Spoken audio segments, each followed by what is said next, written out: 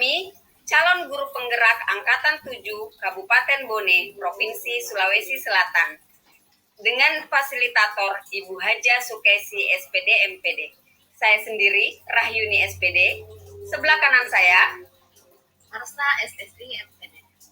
Sebelah kiri saya, Herianti SPD MSD.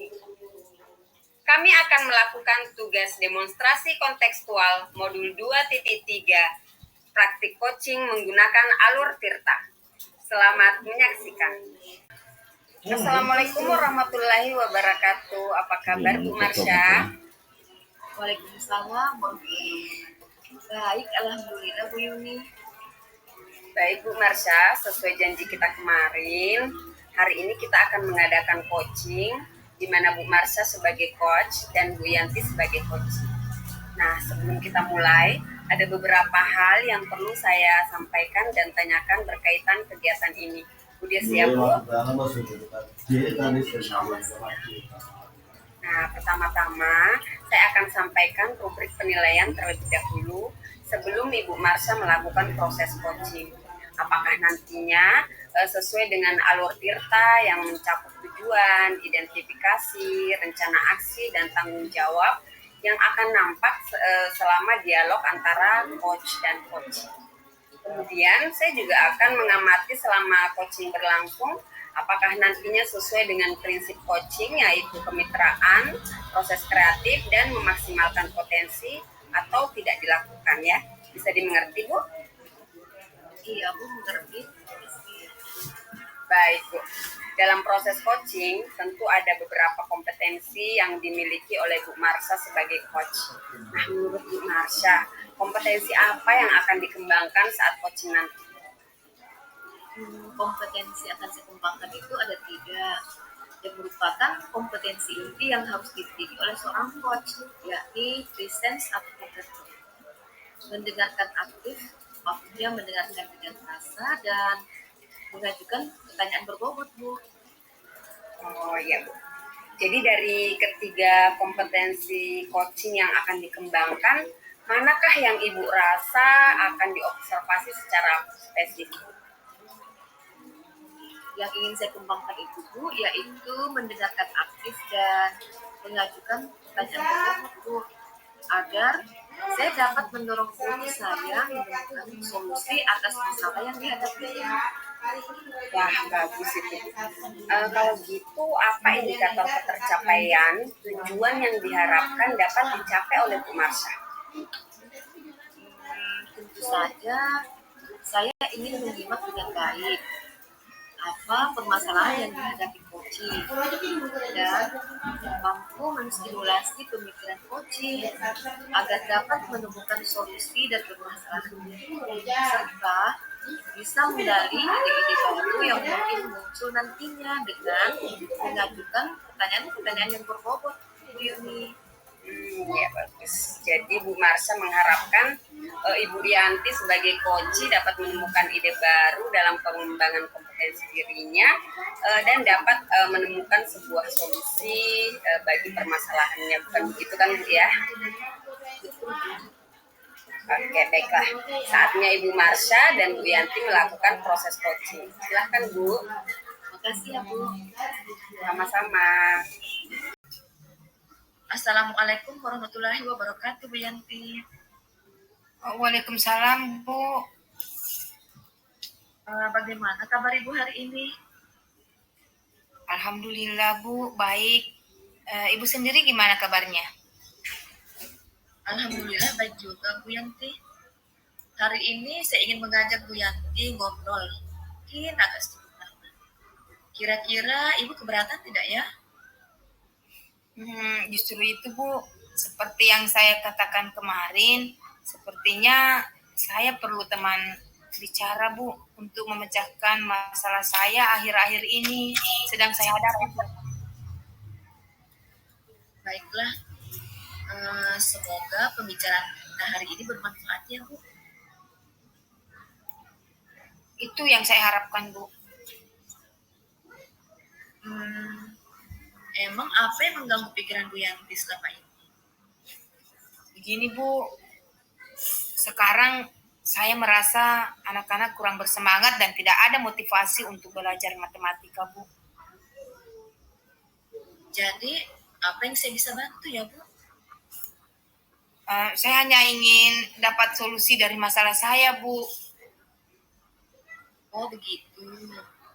Lalu, apa yang menjadi tujuan akhir obrolan kita hari ini?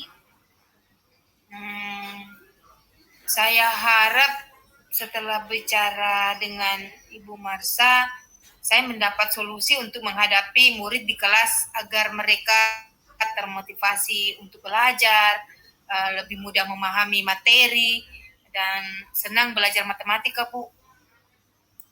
Oh, jadi Ibu Yanti ingin ada solusi setelah ini ya? Betul sekali, Bu. Coba ceritakan kepada saya apa yang Ibu Yanti rasakan saat ini.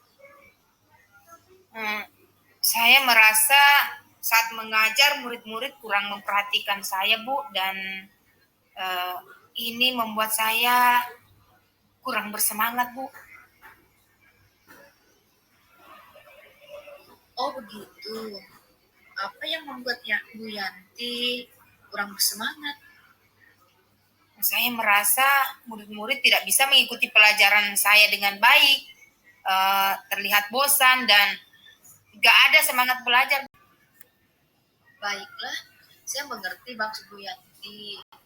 Sekarang, coba Bu Yanti jelaskan dulu bagaimana proses pembelajaran yang berlangsung selama mengajar di kelas.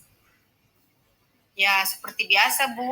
Setelah berdoa, saya melakukan persepsi, menjelaskan tujuan dan kegiatan pembelajaran yang akan dilakukan kemudian. Saya menyampaikan materi dan murid menyimak lalu mengerjakan penugasan. Ketika mereka mengerjakan tugas, terlihat itulah mereka kurang bersungguh-sungguh, kurang semangat, diajak tanya jawab kurang aktif. Terkadang ada saja murid yang tidak menyelesaikan tugas dengan baik. Apa ada yang salah dengan proses pembelajaran saya? Enggak, Bu. Dari apa yang barusan Ibu ceritakan dan juga cara Ibu menceritakannya, saya menangkap sepertinya ada rasa putus asa, bahkan kecewa di sana. Apa betul seperti itu, Bu? Betul, Bu. Sepertinya murid-murid juga susah menangkap penjelasan dari saya, Bu. Oh, begitu. Baiklah, saya ingin tahu apa yang selama ini Bu Yanti lakukan untuk bisa membuat murid semangat belajar. Saya sudah coba beberapa kali mengajak mereka bermain dalam pembelajaran.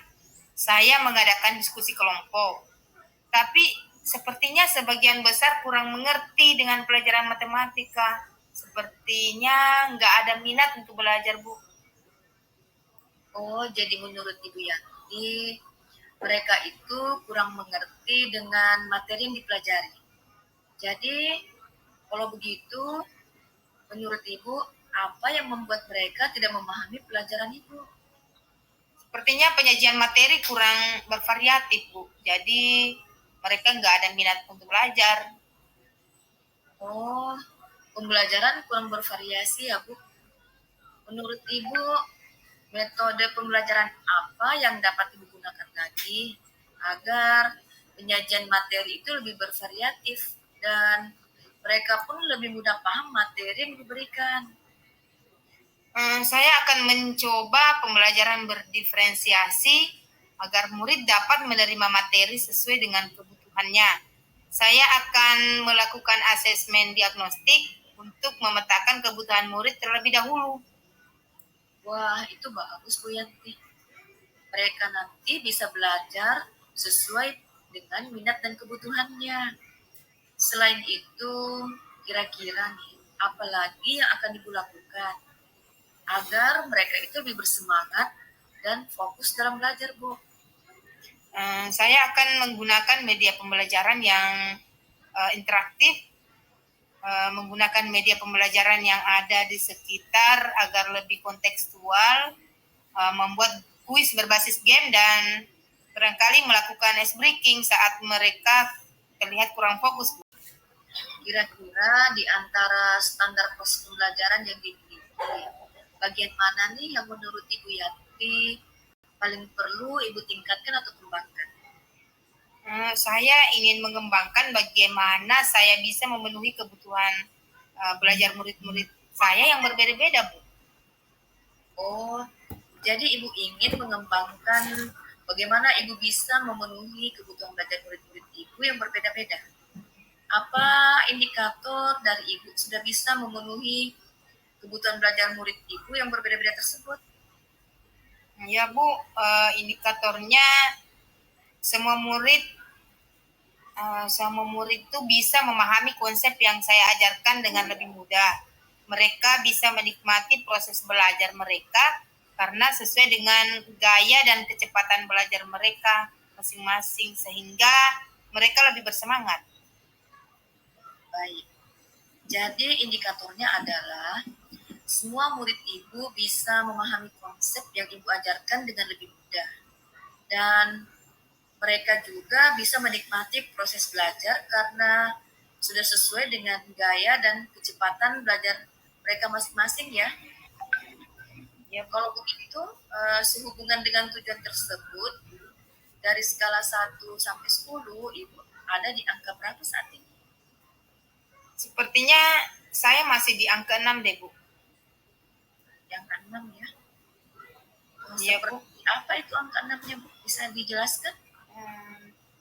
Di angka 6 karena saat ini proses belajar saya baru mengakomodir 3 tingkatan pemahaman, mudah, sedang, dan sulit.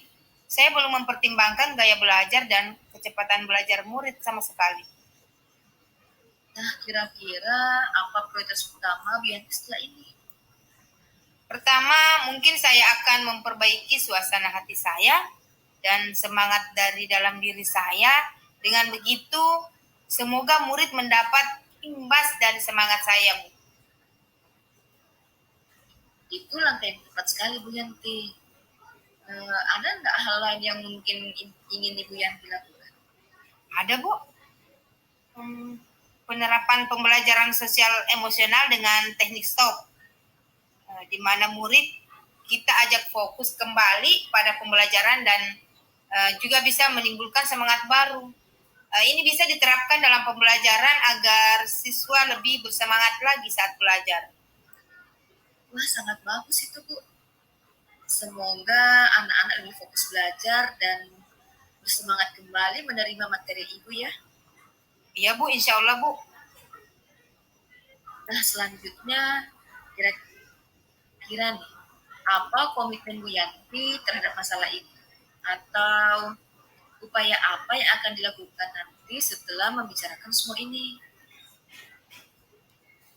Ya, memulai menerapkan dan mencoba solusi yang sudah saya rencanakan tadi, Bu. Siapa yang bisa bantu Bu Yanti dalam hal ini? Saya akan mencoba berkolaborasi dengan rekan sejawat agar bisa sharing dalam pembuatan media pembelajaran yang menarik. Tentunya dengan dukungan dari Bapak Kepala Sekolah juga, Bu. Wah, bagus itu Bu Yanti. Dengan berkolaborasi dengan rekan sejawat, kita bisa sharing dan berbagi pengalaman kan. Nah, dari hasil diskusi kita hari ini, bagaimana nih tindak lanjut yang akan Ibu lakukan? Dan mulai kapan? Rencananya sih mulai minggu depan, Bu.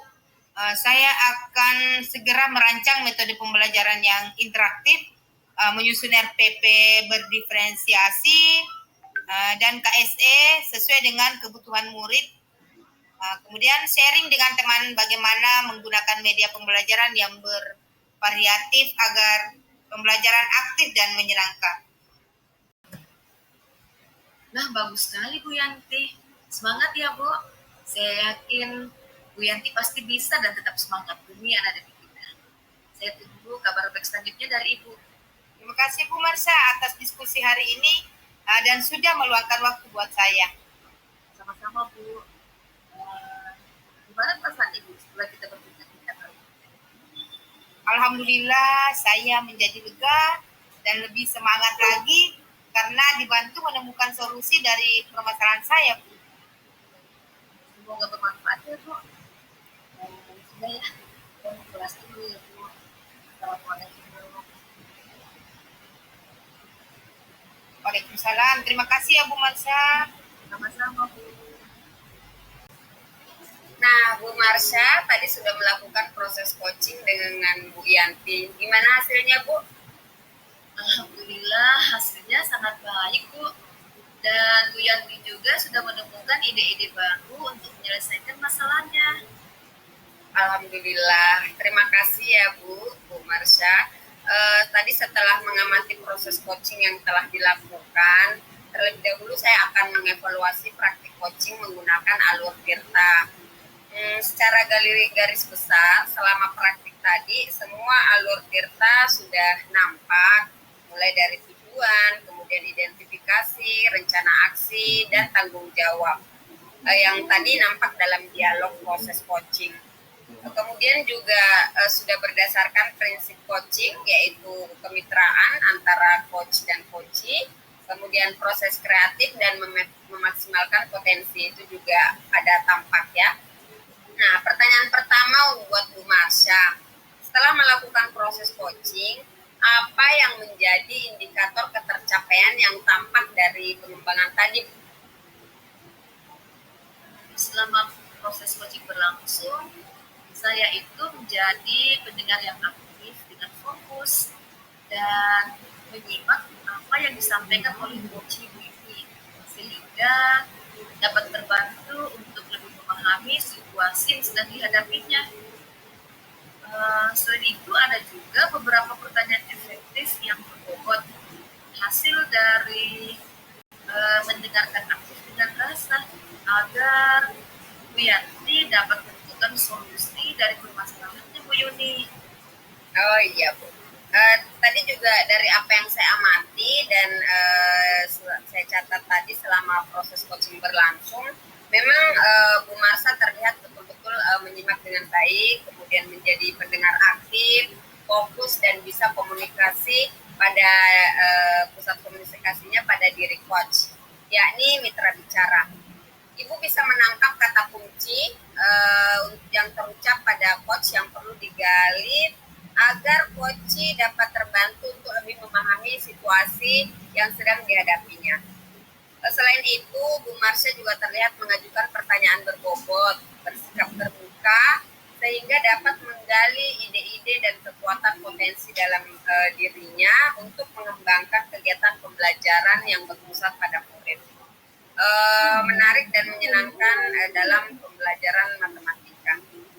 Jadi contohnya tadi pembelajaran murid dengan menggunakan media berbasis game, pembelajaran yang interaktif, pembelajaran berbasis lingkungan dan berdiferensiasi ya. Nah terakhir nih Bu ya, kompetensi apa lagi yang akan Ibu Marsha kembangkan berdasarkan pengalaman Bu Marsha sebagai coach hari ini? Kompetensi yang akan saya kembangkan lagi itu kesadaran penuh atau presence Bu Yuni. Karena menurut saya menghadirkan diri sepenuhnya atau presence itu penting dilatih agar kita bisa selalu fokus, bersikap terbuka, sabar, dan tentu saja ingin tahu lebih banyak tentang coaching. Masya Allah. Jadi gimana nih Bu perasaan Ibu Marsha setelah melakukan proses coaching sebagai coach?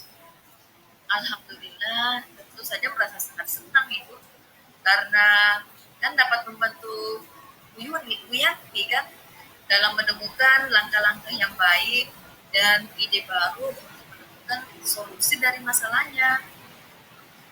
Bagus, selamat ya Bu, semoga harapannya dimudahkan. Terima kasih atas proses coaching hari ini. Sukses terus buat Bu Marsha dan Bu Yanti. Tetap semangat Bu. Makasih Bu Yuni. Baik, Assalamualaikum warahmatullahi wabarakatuh. Waalaikumsalam warahmatullahi wabarakatuh.